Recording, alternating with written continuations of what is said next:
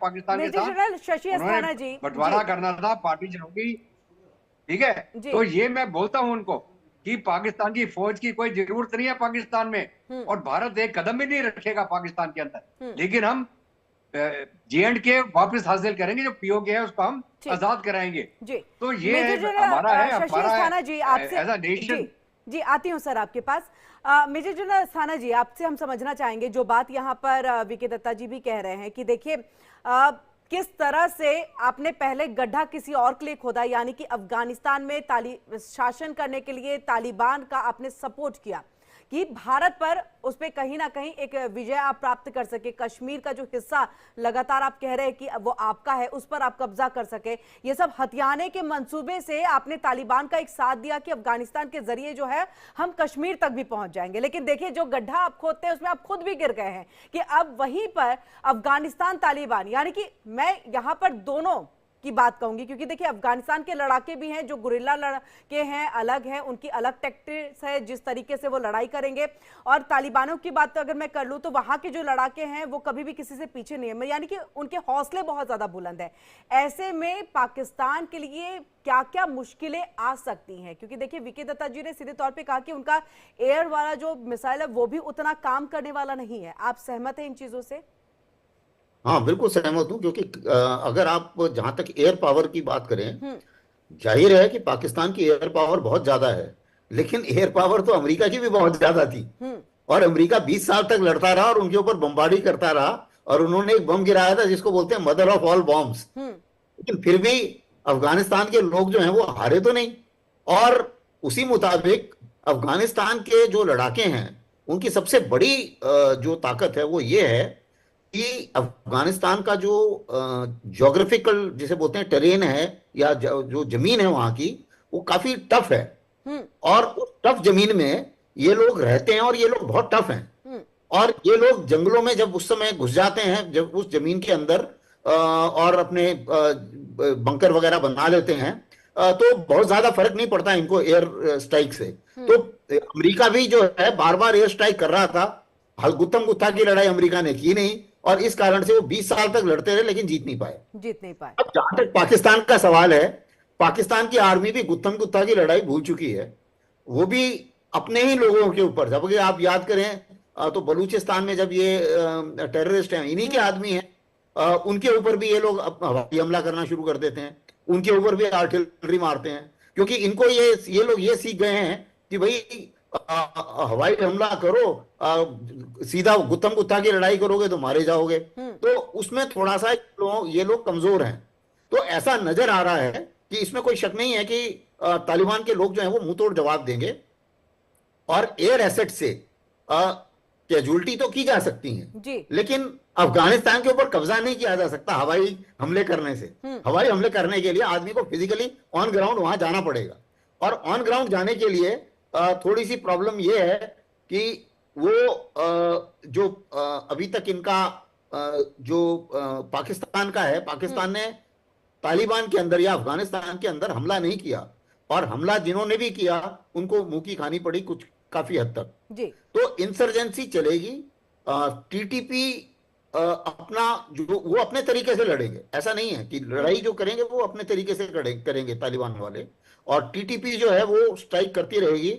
मुझे नहीं लगता कि पाकिस्तान में किसी भी खैबर हालत से पख्तूनख्वा शांति की आने तरफ वाली जो लगातार बढ़ रहे हैं तालिबानी लड़ाके, सर उसको कैसे देख रहे हैं कि वो कितना महत्वपूर्ण वो जगह हो जाती है जहां पर तालिबानी चाह रहे हैं कि उनका कब्जा हो जाए? देखिए, उसको अभी थोड़ा सा उस मूवमेंट को थोड़ा देखना पड़ेगा, क्योंकि मेरा अपना मानना है कि जरूरी नहीं है कि वो खैबर पख्तूनख्वा के ऊपर ही बॉर्डर पोस्ट पे हमला करें।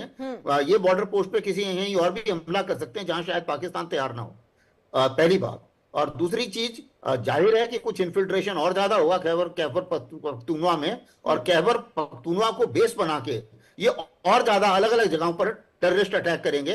हो सकता है इंटीरियर में भी टेररिस्ट अटैक करें। कई अटैक टीटीपी ने किए हैं, जो पाकिस्तान के इंटीरियर में भी किए हैं, अंदरूनी इलाकों में भी किए हैं। तो ये जो मैन पावर जा रही है, ये एक तरीके से जैसे मिलिट्री की डिवीजन है वैसे तो शायद नहीं लड़ेंगे, लेकिन ये लड़ेंगे छोटी छोटी टुकड़ियों में। और छोटी छोटी टुकड़ियों में मुझे लगता है कि कुछ ना कुछ बॉर्डर के ऊपर आप अटैक देखेंगे, और कुछ इंसर्जेंसी जो टेरर अटैक हैं वो टेरर अटैक बढ़ेंगे। ऐसा मेरा मानना है। कई जैसे डिसरप्शन हो गया, बीच में आपने देखा होगा एक जगह तो एक फाइटर ने तकरीबन 60 लोगों को मार दिया था अभी कुछ दिन पहले टीटीपी के। और उसी मुताबिक एक चीज और इनको टीटीपी के समझ में आ गई है कि अगर आप 10 पाकिस्तानी मार दो, पाकिस्तानी आर्मी को इतना फर्क नहीं पड़ता, लेकिन आप 2 चीनी मार दो, पाकिस्तानी आर्मी नाच जाती है, क्योंकि चीनियों का इतना प्रेशर पड़ता है इनके ऊपर। तो वो इस तरफ की वो विशेष ध्यान देंगे। बिल्कुल ऐसे तो वक्त मुझे घटनाएं लगता आई है भी कि थी बीच थोड़ा में सा साहब। दिक्कत तो अभी आने, दिक्कत आएगी पाकिस्तान। हाँ जी कंप्लीट करिए सर अपनी बात को। चलिए, तो सर तक आवाज नहीं जा रही है। मेजर जनरल वीके दत्ता जी आपके पास हम आ रहे हैं और आपसे, क्योंकि देखिए हम लगातार जो है स्क्रीन पर दिखा भी रहे हैं कि पाकिस्तान के पास कितने लड़ाके हैं, उनकी आर्मी किस तरह की है और कितनी सैन्य उनकी ताकत है। वहीं अफगानिस्तान की सैन्य ताकत को भी हम लगातार दिखा रहे हैं, जिसमें पाकिस्तान काफी हद तक ज्यादा नजर आ रहा है। लेकिन उसके बाद भी आप लोग भी जैसे बता रहे हैं कि देखिए तालिबान और अफगानिस्तान के सामने जो है पाकिस्तान कहीं भी टिकने वाला नहीं। अगर अमेरिका 20 साल तक लड़ाई लड़ सकता है और उसके बाद मतलब वहां पर वो अमेरिका नहीं टिक सकता है, तो बाकी देशों की बिसाती क्या है। क्या चीन का रुख रहेगा इस पर? क्योंकि हमने हमेशा देखा है पाकिस्तान जब जब जहां जहां गया फंसा, चीन का वहां पर उन्होंने अपने फायदे के लिए देखे, अपनी दोस्ती के लिए देखे, जैसे भी इस चीज को देखे। क्या इसका असर दिखेगा कि चीन सरकार जो है इसको लेकर के थोड़ा अपना इंटरप्शन जो है उसमें करेगी? देखिए, ऐसा है कि पाकिस्तान अगर इसी लाइन पे चलता रहा जो अभी तक चल रहे थे, ये पाकिस्तान की फौज और पाकिस्तान की कठपुतली सरकार जो कि पाकिस्तान के इशारों पे काम कर रही है, तो ये इनका बहुत बड़ा असर होने वाला है। क्योंकि बलूच लिबरेशन आर्मी एक तरफ से लगी हुई है, इधर से टीटीपी वाले लगे हुए थे, उधर वो सिंध लिबरेशन का मूवमेंट अलग चल रहा है। तो अगर आप लेके चले तो मोटा मोटा पाकिस्तान बाल्कनाइजेड होने के कगार पे पहुंच चुका है, जहाँ पे बलूचिस्तान अलग होगा, सिंध अलग हो जाएगा और जो खैबर पख्तूनवा का इलाका ये अलग हो जाएगा, और बचेगा क्या इनके पास? पंजाब। क्योंकि आज के दिन में वो पंजाब ही एक जगह है और वही सबसे ज्यादा पंजाबी जो है पाकिस्तान आर्मी में है, और पाकिस्तानी आर्मी की जो सत्ता है पंजाब के मूल रूप से है वो। तो पंजाब से तो अभी आपको याद होगा थोड़े दिन पहले भी बलूच लिबरेशन आर्मी वालों ने बसों से निकाल निकाल के जितने पंजाबी थे उनको मारा, जितने इनके फौजी सिविल ड्रेस में जा रहे थे उनको मारा। तो ये एक बड़ी क्रिटिकल सिचुएशन पाकिस्तान के लिए पैदा हो गई है।